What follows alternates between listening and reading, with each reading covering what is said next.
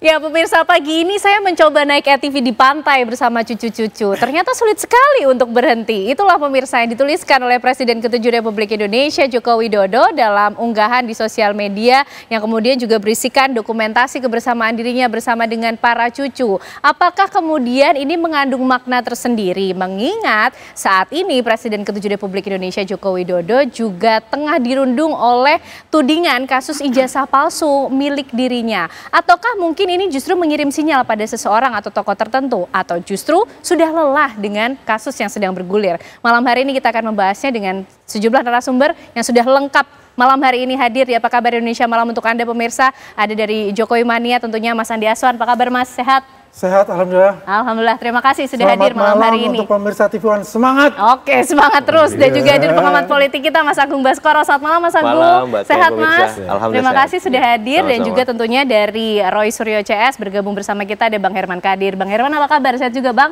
Sehat, alhamdulillah. Alhamdulillah. Selamat baik. Pemirsa TV One. Ya, selamat malam semuanya. Mas Andi, ini kan kalau ngomongin soal Pak Jokowi selalu menarik. Ada saja kemudian pernyataan yang menarik untuk kita cari tahu maknanya. Kalau melihat unggahan Pak Jokowi di sosmed ini, apa kemudian maksudnya Mas? Pagi ini saya mencoba naik ATV di pantai bersama cucu. Ternyata sulit sekali loh untuk berhenti. Ada emoji tertawanya diunggah pada tanggal 5 Juli, Mas Andi. Jadi kalau kita melihat ini, inilah kebahagiaan seorang kakek gitu.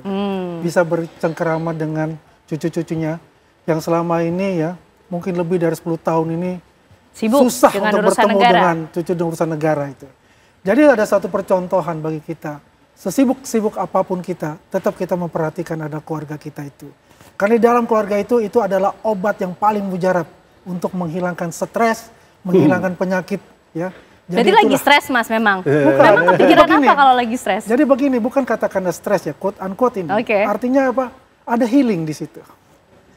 Kita bekerja full time ya, dari pagi sampai malam, bisa sampai tengah malam, untuk memikirkan misalnya, memikirkan negara atau memikirkan orang banyak. Tapi kita lupa, ternyata ada keluarga kita yang harus kita perhatikan juga.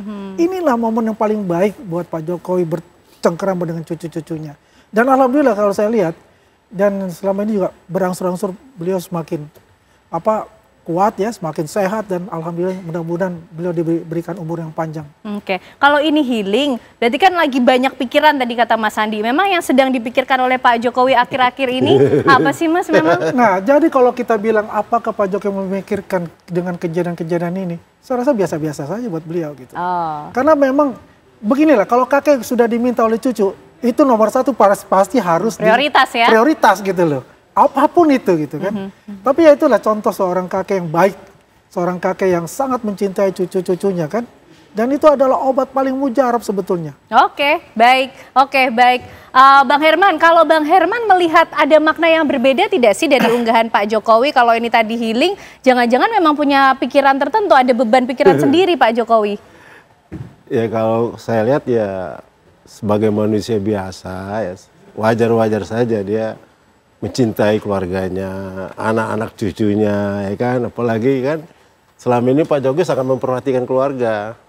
Berarti anaknya bisa jadi wapres gitu kan, artinya nggak main-main gitu loh. Dia keluarga tuh nomor satu sebenarnya gitu. Terlihat ya dalam tindakan Pak Jokowi. Dalam perjalanan politiknya, ininya Gibran, siapa yang Bobi Nasution dengan ininya jadi gubernur semua kan itu memang ya Pak Jokowi selalu memikirkan keluarga emang. Oke, tapi dari Roy Suryo dan teman-teman tidak memikirkan hal lain lah ya tentang apa yang dituliskan Pak Jokowi ini, maksudnya lain ada tidak sih Bang Herman terbersit di situ?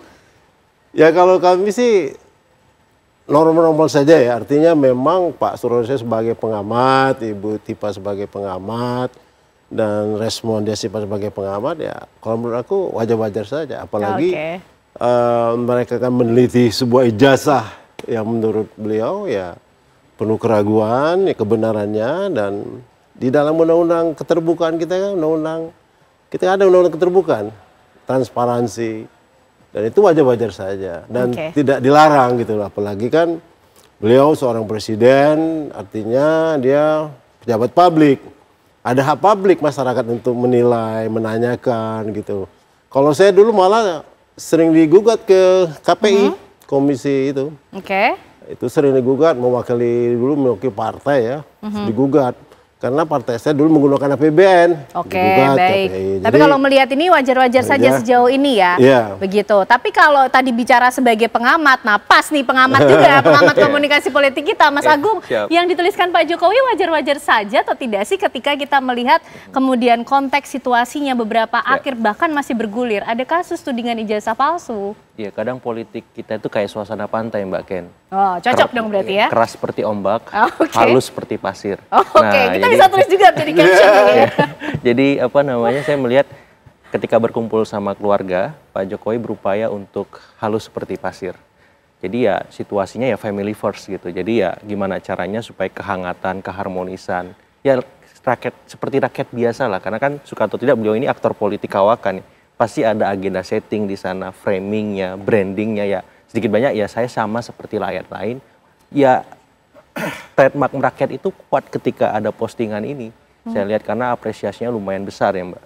Yang kedua memang kalau bisa bicara keras seperti ombak tadi ketika sudah tidak bersama keluarga, ketika beliau ngomong ke media, beliau sedang didelegitimasi, dihancurkan reputasinya dan seterusnya. Saya kira disitulah Jokowi dalam artian sesungguhnya bicara bahwa ya beliau harus kokoh, kuat, tegas menghadapi siapapun lawan-lawan politiknya yang di seberang sana sampai kapanpun. Dan saya kira ini penting juga kita melihat bahwa ya Jokowi juga manusia gitu loh. Presiden iya, tapi juga manusia yang memang seperti kita, nggak ada bedanya. Dan saya melihat branding merakyat ini tidak akan pernah dilepaskan Pak Jokowi. Itu menjadi ciri khas. Ciri khas, trademark dia, brandingnya dia. Dan itu pengen disampaikan terus kepada publik bahwa beliau tidak berubah. Ya seperti inilah beliau. Tapi kan sekarang ada upaya lain yang membuat tren rakyat itu akan sedikit banyak tereduksi dengan masalah-masalah yang beliau hadapi seperti Isasa, kemudian Mas Wapres dengan pemakzulan, kemudian Mas Bobi dengan soal Blok Medan semacam itu. Jadi ini perlu direspon semua, sedikit banyak citra merakyat ini bisa lentur, citra merakyat ini bisa pudar kalau beliau gagap menghadapi masalah-masalah itu. Dan ya itu terafirmasi juga dalam banyak temuan, salah satunya teman-teman indikator ketika merilis telesurvei bahwa ya ini tingkat kesukaan publik sekarang ada di 72%. Biasanya kan melambung nih, ya itu tinggi tapi turun.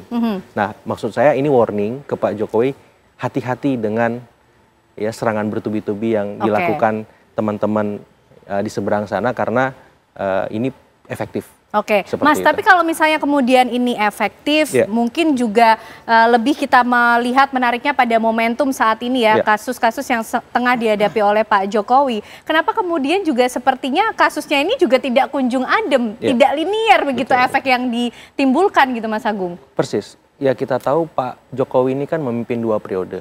Kemudian yang kedua ketika beliau selesai periodenya, beliau melanjutkan itu lewat putranya yang akhirnya menimbulkan masalah etik dan membuat sampai hari ini belum tuntas sepenuhnya. Jadi ada elit-elit yang dalam tanda petik tidak nyaman. Ya saya sering mengungkapkan ini kan ada Istana Hambalang, Istana Solo, Istana Cikeas, Istana Teuku Umar, Istana Ciganjur, Cendana, dan istana-istana lain. Nah ini kan punya kepentingan semua. Apakah dalam waktu dekat, waktu nanti, 2029 misalkan. Waktu dekat ini ya gimana caranya setelah pemilu selesai, day to day politicsnya itu tetap jalan. Dalam tanda petik ya tadi, mengobjektifikasi kekuatan Pak Jokowi agar tidak terlalu rapat dengan Istana Hambalang.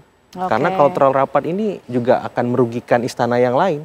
Nah di saat yang sama, Istana Hambalang juga berpikir kalau saya terlalu tendensi ke Solo, ini juga nggak bagus buat balance of power. Saya harus mengungkapkan ini secara seimbang, proporsional, profesional juga. Ya kalau memang masalahnya masalah hukum ya ikuti prosesnya. Kalau masalahnya politik ya ikuti alurnya. Yang penting saya wasit lah di sini. Kita kira Istana Hambalang mungkin perannya seperti itu karena sedikit banyak kan akhirnya konsentrasi kita tersedot ke soal ijazah, pemakzulan. Ya, kita lupa misalkan ada CEPA, ada tarif tram yang 19% yang itu menjadi substansi pemerintahan. Oke. Nah, Mas Andi, ini kalau bicara soal keluarga orang dekat, Jokman juga orang dekat Jokowi lah ya gitu. Ini kalau kemudian melihat unggahan Pak Jokowi, Mas Andi, ini sebetulnya nampaknya berusaha ingin keras seperti ombak, lembut seperti pasir, tapi juga nampaknya tidak mengademkan suasana yang sedang berlangsung, malah kayaknya semakin panas, Mas Andi. Ya itu kan versinya media mainstream aja kan. Oh gitu ya. Padahal ngunggahnya di media sosial kan, Mas. Semakin lama ini kan semakin naik gitu ratingnya kan. Akhirnya banyak juga sponsor masuk. Ya itu bercanda lah. Jadi intinya adalah Pak Jokowi ini tangguh lah untuk menghadapi semua cobaan itu. Ya, dan juga kami adalah pendukung Jokowi juga kita die hard untuk itu. Menepis anasir-anasir bola-bola liar ya ingin mendiskreditkan beliau. Kan sekarang udah terbuka sedikit demi sedikit. Sudah mulai kan. Bagaimana yang pihak sebelah itu menghajar kita bisa-bisa, tapi kita selalu defend dengan mengungkapkan data dan fakta. Menjawab semua dugaan-dugaan anasir-anasir dari mereka semua. Jadi intinya adalah kita senang sekali dan sangat bahagia ketika melihat Pak Jokowi bisa bermain dengan cucunya. Dengan senyumnya beliau ya. Jadi tadi ada apa namanya? Ombak, terus pasir apa tadi? Keras seperti ombak, lembut seperti pasir. Keras seperti ombak, lembut seperti pasir. Dan jangan lupa, pasir pun berbisik. Yang mau dibisikkan apa, Mas Andi? Kalau kemudian mengungkap data dan fakta, kenapa ijazahnya juga tak kunjung diungkapkan ke publik? Berbisik kepada seluruh masyarakat Indonesia. Kencang jagalah persatuan dan kesatuan. Utamakan itu. Jangan terprovokasi oleh berita-berita hoax yang dilancarkan oleh pihak yang menyerang Pak Jokowi dan keluarga. Oke, baik. Itulah arti dari pasir berbisik itu. Ya kan? Jadi sudah terrangkum semua. Ada sekuat ombak, terus halus seperti pasir, dan pasir pun akan berbisik menyampaikan pesan dan kesan itu. Pasirnya berbisik menyampaikan kesan pesan. Bang Herman katanya ada pihak-pihak yang coba menghembuskan berita-berita hoax nih. Jadi gini, tempo hari saya pernah diwawancari iNews, di situ ada video Jokowi menyatakan saya kasihan persoalan ini kalau saya naikin katanya, saya lap. Nah saya melihat dari konstur tubuh Pak Jokowi itu kayaknya mau dicabut perkara ini, mau selesai di situ gitu dari bahasanya itu. Tapi ternyata malah ini, nah ini saya jangan-jangan ini mainan lawyernya ini, gue lihat nih, supaya ini saya bisa jawab. Kontraknya, nanti jawabnya tapi kontraknya bisa panjang lagi gitu loh. Kan lawyer fee-nya bayar terus, ngalir terus jamnya kan, ya ini, jadi dimainkan terus ini supaya jadi panjang gitu loh. Padahal Pak Jokowi mimiknya itu udah mau selesai sebenarnya. Oh gitu. Tapi ya kiri kanannya ini, terutama lawyernya ini. Oh gitu ya. Biar kontraknya bisa panjang. Jadi gitu. Semakin menarik nih, justru kemudian semakin banyak pihak yang terlibat, semakin banyak kemudian bisikan-bisikan yang ada, agendanya jadi semakin macam-macam nih Mas ya. Nanti dijawabnya ya oleh para narasumber, usai jeda kami kembali untuk Anda pemirsa. Baik, kita lanjutkan perbincangan kita yang semakin malam semakin menarik pemirsa. Mas Agung, semakin kesini nampaknya bukan semakin adem, malah semakin panas kayaknya. Karena semakin banyak pihak yang terlibat, agendanya juga semakin banyak Mas Agung. Jadi saya ingin menyoroti ketika Pak Jokowi ini ATF tuh Mbak, yaitu kan identik dengan simbol ketangguhan.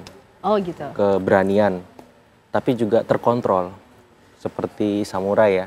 Jadi dia tahu kapan harus menebas, kapan harus memasukkan pedangnya itu. Jadi ya Pak Jokowi ini kan lagi-lagi memang orang yang peka dengan realitas politik karena based on-nya data gitu ya. Terus juga pengalaman panjang.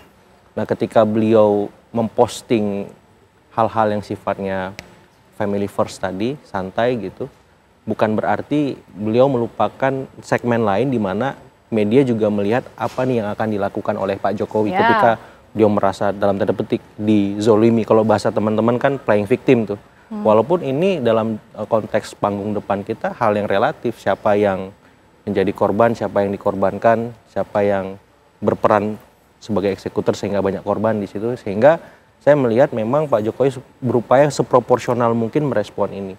Tapi apa yang dilakukan teman-teman Bang Roy dan teman-teman ini kan juga bertubi-tubi dan dahsyat menghujam.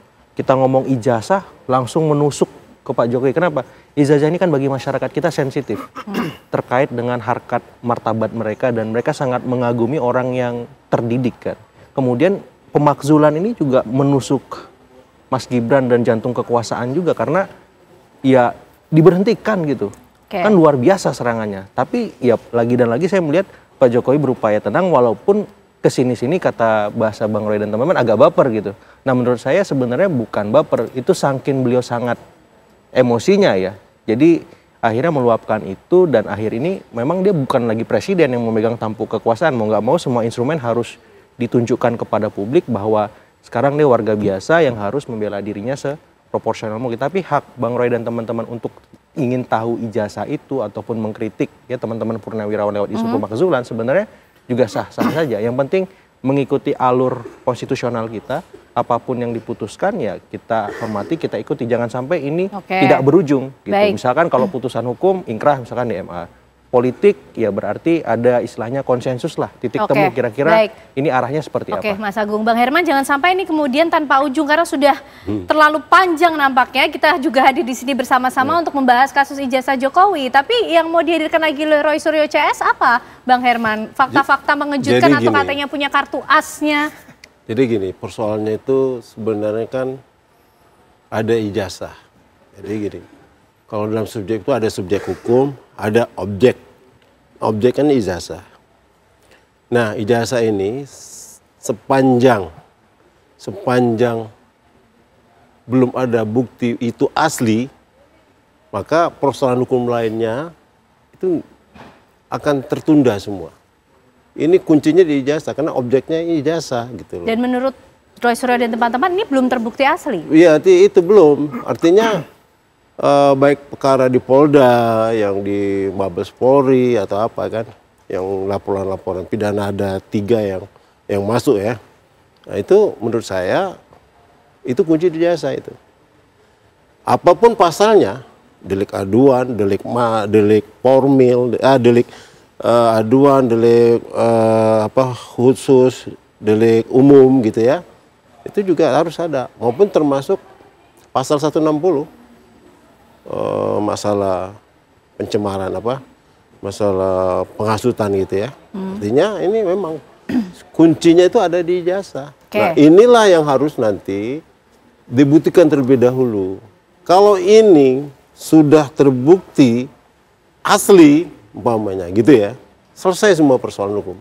Jadi Roy Suryo dan teman-teman sampai saat ini pun juga masih berpegang bahwa ijazahnya itu bukan asli. Kalau asli, otomatis mereka jadi tersangka semua kan, artinya kan otomatis.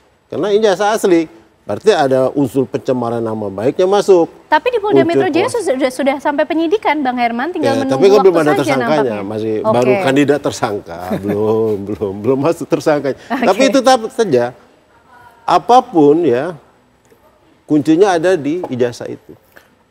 Ijazah itu umpamanya non identik umpamanya kan berarti palsu. Kalau non identik kan tidak diputuskan oleh pengadilan asli, ini begitu ya, karena palsu. masih identik. Artinya selesai juga.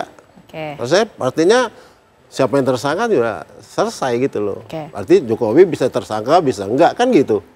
Nah kalau menurut Pak Ahmad, seorang presiden itu nggak bisa dipidana gitu. Ya tapi mana seperti itu. Sebenarnya ini akan menyelesaikan persoalan di situnya, di objeknya. Mas Andi, nampaknya dari teman-teman Roy Suryo CS masih kemudian teguh berpegang bahwa ijazah Pak Jokowi ini tidak asli, tapi juga siap kok dengan semua konsekuensi yang ada nanti di proses hukum yang harus dihadapi. Tapi juga ini sudah terlalu panjang loh Mas. Pak Jokowi juga punya agenda kah sehingga sepertinya atau memang maintain vibe-nya gitu? Kan, kalau kita melihat tadi kan Bang Herman kan mengatakan dia akan memaafkan gitu. Tapi yang bersikuku itu ada Roy Suryo CS. Oh begitu. Kuku sekali dia, nggak mau berhadapan langsung di pengadilan. Ya buat kita ya, karena sudah mengatakan itu ya kita lewatlah prosedur pengadilan. Beliau ini orang ya negarawan kok, ya. Kalau ada minta maaf ya pasti akan maafkan. Tapi ini rupanya ini sudah merupakan agenda besar menurut aku. Akan main panjang gitu. Ya, seperti itu. Aku belum selesai dikit nih. Masa sedikit aku ngomong. Ya boleh sedikit lagi. Aku menjawab itu. Kedua, yang mengenai pemakzulan. Ya, Saya rasa pemakzulan itu ya sudah selesai. Karena apa? Adanya assignment dari Pak Presiden kepada Mas Gibran sebagai Wapres untuk mengenangani Papua secara komprehensif sebagai koordinatornya itu sudah menggambarkan bahwasannya Pak Prabowo itu sangat menyayangi Wapres ini. Oke, sudah 2 poin tadi dijawab ya oleh Mas Andi ya. Bang Herman, ini gimana? Kayaknya yang kekeh Roy Suryo CS, betulkah begitu? Kalau menurut saya, ini yang di samping Pak Jokowi ini, lawyer ini kan jamnya kan jalan terus. Sebetulnya jamnya jalan terus, Pak. Kalau berhenti, selesai perkara. Selesai juga jam fee-nya. Ini maksud saya, ini nggak bakal selesai. Kalau kita mah senang-senang aja. Bang Herman, saya beberapa kali bertemu dengan Roy Suryo di berbagai stasiun TV. Dia selalu bicara pada kita, mohon maaf, menurut saya sih omong besar ya. Kemarin pun juga di Ainus dia mengatakan, saya punya 5 ijazah asli dari teman-temannya Pak Jokowi. Ya kan? Yang ini akan diperlihatkan nanti di pengadilan. Artinya ya udah tendensinya udah di pengadilan gitu. Nah sekarang tadi teman-teman kami sudah diperiksa nih sebagai saksi pelapor. Ya, minggu depan nanti saksi terlapor. Biasanya kalau sudah ada saksi terlapor diperiksa, ya siap-siap saja pasti ada tersangka. Tadi kan Bang Herman kan bilang calon tersangka. Nanti itu sudah akan menjadi tersangka. Oke, Bang Herman nampaknya udah lebih dulu tahu nih Bang Herman. Nanti kedudukannya Roy Suryo CS. Tidak tahu, mereka megang kekuasaan. Kita kan tidak dekat dengan kekuasaan. Selalu berlawanan dengan kekuasaan kan gitu. Artinya gini lah, kalau menurut saya penegakan hukum itu harus jalan. Artinya fair play gitu ya. Artinya kalau kita mau yang saya bilang tadi bahwa seharusnya perkara Mabes Polri itu ya tidak usah dihentikan. Dibuktikan aja ijazahnya itu. Kebenaran hasil lab krim itu, ya kan? Hasil lab krim itu umpamanya gini, identik ya dengan ini. Naik perkara itu kan, artinya begitu identik udah diperiksa melalui proses pengadilan gitu loh. Ini akan menyelesaikan persoalan. Yang persoalannya ini kan pihak Mabes Polri ini tidak mau menyelesaikan persoalan hukumnya gitu loh. Menurut aku malah ada netralan. Ya, artinya penegak hukum itu harusnya mau. Kemarin sebenarnya gelar khusus itu momen sebenarnya. Momen itu artinya Kapolri udah memberi. Yang diharapkan apa di gelar perkara khusus itu? Ijazahnya hadir. Ternyata tidak juga. Jokowinya hadir. Itu kan momen untuk berdamai itu. Jadi belum sesuai ekspektasi kemarin ya gelar perkara kalau khususnya ya. Jokowi hadir hari itu dan bawa ijazahnya, selesai itu persoalan hukumnya. Ini malah, aduh sampai aku lihat Egy-nya di nothing kata Egy. Baik, ternyata gelar perkara khusus kemarin juga belum cukup untuk menjawab atau memberikan kepuasan bagi Roy Suryo CS karena tidak ada Pak Jokowi dan ijazah Jokowi yang ada di situ. Ya Mas Andi, ditahan dulu ya Mas Andi. Sesaat lagi pemirsa kami kembali untuk Anda. Ya, kita lanjutkan dialog kita malam hari ini. Betulkah kemudian kasus ijazah Jokowi ini susah adem? Mas Andi tadi mau menyampaikan ada apa? Sempat kepotong tadi ya kan? Ya, jadi begini. Kalau dibilang susah adem ya tergantung dari pihak sebelah sih sebetulnya. Beliau ini negarawan ya. Maksudnya dari awal kalau udah mengatakan udah kita selesaikan aja lah gitu kan. Coba mau lihat Pak udah selesai gitu. Tapi kan ini arahnya mau panjang sih masalahnya ini. Itu dia. Arsenal jadi pun mau udah panjang disiapkan. Kubu lawan gitu ya, bukan Pak Jokowi yang mau panjang ini episodenya. Iya. Menurut kita ya kita ini kan jangan sampai lah negara kita ini dibuat gaduh. Akhirnya terbentuklah polarisasi lagi kan. Coba. Anak kecil aja bisa menjelek-jelekan Pak Jokowi. Apa dia tahu tentang ijazah? Kan enggak juga. Berarti kan ada sesuatu yang menggerakkan itu gitu loh. Dan ini kita sangat menyayangkan sekali untuk terjadi seperti itu. Kalau kita guyup dan rukun gitu, kita selesaikan secara kekeluargaan, itu mungkin saja terjadi. Tapi masalahnya ini, Pak Jokowi ini sudah dihina sehina-hinanya. Itu masalah besar juga gitu loh. Karena beliau sudah tidak jadi presiden, sebagai rakyat biasa ingin main dengan cucu seperti yang di Bali kemarin itu, masih dihajar itu. Apalagi kalau misalnya dibilang, apakah ini ada konteks politik di balik itu? Saya 2 bulan lalu sudah mengatakan itu. Akan ada terjadi seperti itu. Pak Jokowi sendiri juga yang bilang Mas Andi berdasarkan perasaan politiknya katanya ada agenda baru-baru besar politik di balik ini. Kemarin Senin baru ngomong. Kan. Kalau kita lihat sebetulnya rangkaiannya, beliau itu ada sasaran antara. Beliau sasaran antara kan larinya ke pemakzulan itu kan. Jadi awalnya tidak berpikir ke sana. Tidak, muncul namanya Betor. Oke. Bingung saya muncul dari mana orang ini kan. Betor udah mulai redup, ya kan. Pak Sofyan Effendi. Oke, berarti kalau ada kecurigaan, ada agenda politik di baliknya Pak Jokowi, panjangin aja kalau gitu Mas Andi? Bukan. Oh enggak. Jadi kalau kita melihat begini, artinya sadarlah teman-teman ini semua gitu. Kedepankan yang namanya guyup dan rukun itu. Karena musuh kita itu bukan dari dalam. Musuh kita itu ada di luar.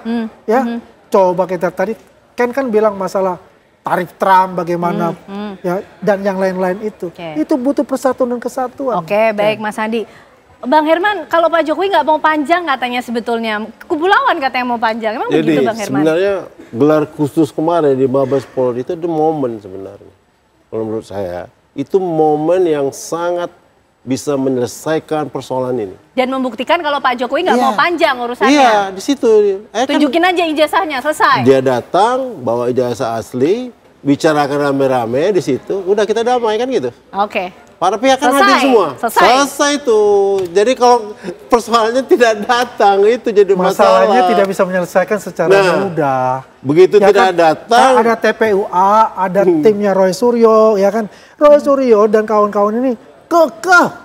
Nggak mau itu namanya. Jadi gitu. Baik. Sekarang giliran Bang Herman. Jadi gitu ya maksud saya, kalau itu momen yang sangat untuk menyelesaikan persoalan ini kemarin itu di gelar khusus itu. Dan menurut Roy Suryo CS dilewatkan begitu saja? Iya, itu kenapa dilewatkan?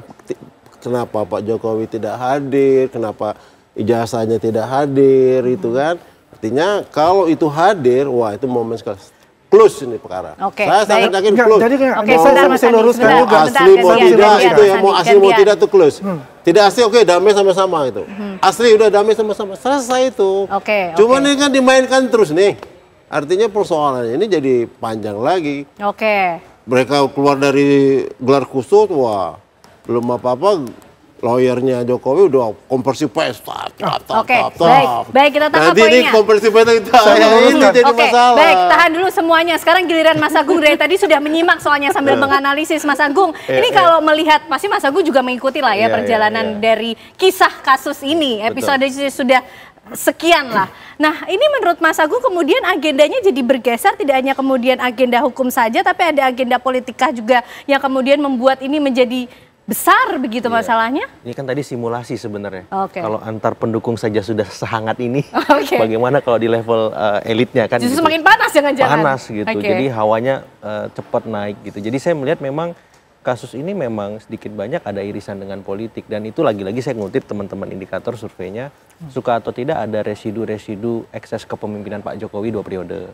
Kemudian residu Pilpres 2024. Nah, terafirmasi dari telesurvei teman-teman indikator yang mengungkapkan bahwa soal ijazah ini yang percaya itu adalah yang paling besar pendukung 01 40,2%. Kemudian disusul pendukung 03 itu sekitar 20 something. Kemudian yang terakhir pendukung Pak Prabowo, Mas Gibran. Ada juga yang percaya, tapi kecil 15,sekian%. Artinya apa? Artinya ijazah ini dalam tanda petik dinikmati dengan sangat optimal oleh para pendukung Capres 01 dan para pendukung Capres 03. Walaupun Capres 02 tetap ada. Tapi setidaknya menggambarkan ada residu-residu Pilpres di sana, residu ekses kepemimpinan yang ingin masyarakat di sini tahu sebenarnya kasus ijazah ini sebenarnya apa sih. Sehingga dibawa ke hukum bagus banget gitu. Tapi saya masih punya harapan ini bisa selesai secara politik ya. Win-win lah. Dari misalkan kubu Mas Roy apa maunya, kubu Pak Jokowi gimana, kita duduk bareng-bareng.